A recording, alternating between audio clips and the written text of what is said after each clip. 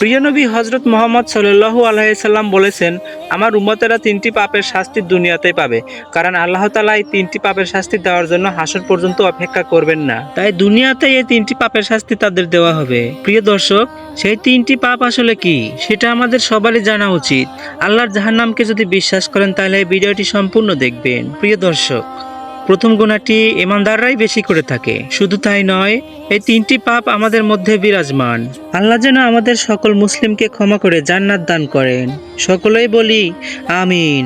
আল্লাহ বলেছেন, তোমাদের পাপকে তোমরা গোপন করো এবং গোপনে আমার কাছে তওবা করো, আমি গোপনেই তোমাদেরকে ক্ষমা করে দেব। অবশ্যই সবাই বেশি বেশি করে তওবা করবেন। তো চলুন বেশি কথা না বলে শুরু করি আজকের ভিডিওটি।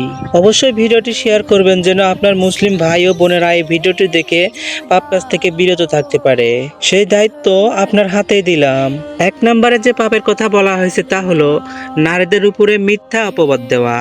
আপনি দেখলেন একটা নারী পর্দা না করে রাস্তায় চলাচল করছে, আর আপনি একটা দিনদার মানুষ হয়ে তাকে নিয়ে একটা মন্তব্য করে বসলেন। আপনি আসলে জানেন না মেয়েটি কেমন এবং তার চরিত্র কেমন। আপনি উপর থেকে দেখেই তাকে নিয়ে বাজে মন্তব্য করে বসলেন। ভুলেও এই কাজটি করবেন না। মনে রাখবেন, কোনো নারীকে চরিত্রহীন বলার আগে 100 বার ভেবে দেখবেন। আপনি তাকে বেপরতার জন্য ঘৃণা করতে পারেন, কিন্তু প্রমাণ ছাড়া তাকে চরিত্রহীন বলতে পারবেন না।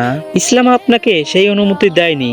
আপনি চাইলেই তাকে নিয়ে একটা বাজে মন্তব্য করতে পারেন, কিন্তু সেই নারী যদি সেই রকম চরিত্রের না হয় তাহলে সেই শাস্তি আপনি দুনিয়াতেই পাবেন। তাই বিষয়টি অবশ্যই সবসময় খেয়াল রাখবেন। 2 নাম্বার গুনাহটি হলো অন্যায়ভাবে অন্যের জমি দখল করা, বিশেষ করে এতিমদের মালামাল আত্মসাৎ করা।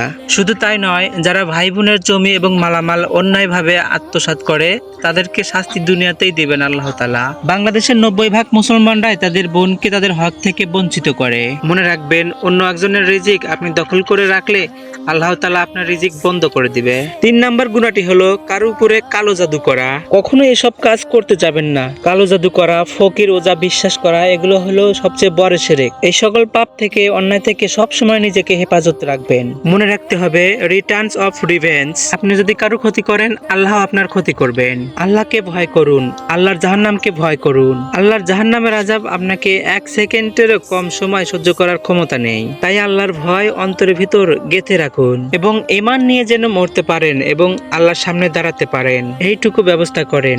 আল্লাহ আমাদের সকলের সহায় হোক, আমিন। প্রিয় দর্শক, প্রথম গুনাহটি ঈমানদাররাই বেশি করে থাকে। শুধু তাই নয়, এই 3টি পাপ আমাদের মধ্যে বিরাজমান। আল্লাহ যেন আমাদের সকল মুসলিমকে ক্ষমা করে জান্নাত দান করে। সকলেই বলি আমিন। প্রিয় দর্শক, আজ এ পর্যন্তই। আবারও আসবো নতুন নতুন তথ্য নিয়ে। সে পর্যন্ত সবাই ভালো থাকুন, সুস্থ থাকুন। পেজটি ফলোতে পাশে থাকুন এরকম ভিডিও আরো দেখতে। আল্লাহ হাফেজ।